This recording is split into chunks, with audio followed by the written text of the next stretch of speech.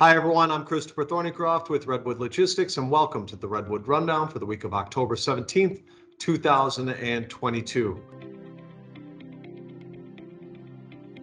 Well, we are in the mid-October doldrums. This is traditionally the time where we see softening freight volumes until we get to the end of the month and that first week of November, and we start to see that push take place for holiday retail. But this year, we are feeling this even more so.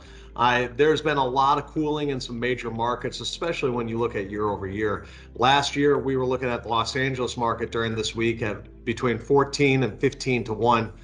This year, 2.9 to 1 as far as the load to truck ratio goes. So obviously that market's cooled down a lot. And then what's happened? Well, as we predicted and as we told you was going to happen, the Northeast continued to pick on up and has been tighter for capacity than it seasonally would be. Right now, we've got key markets like Elizabeth, New Jersey, around 4.6 to 1. Watch for the East Coast markets to continue to pick up freight volumes as that freight has been diverted from over in California to the East Coast.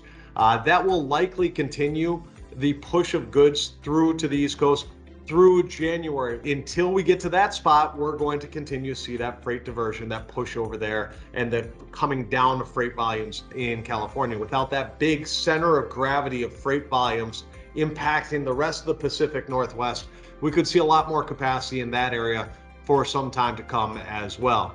The outbound tender volume index continues to drop. We're just below 11,300 right now.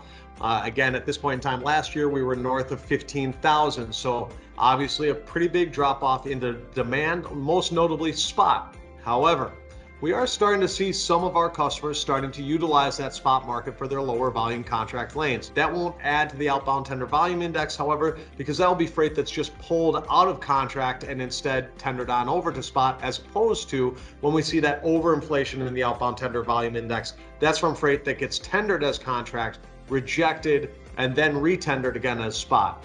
So watch for a natural move to that spot market without necessarily the boost of that outbound tender volume index as we saw over the last couple of years.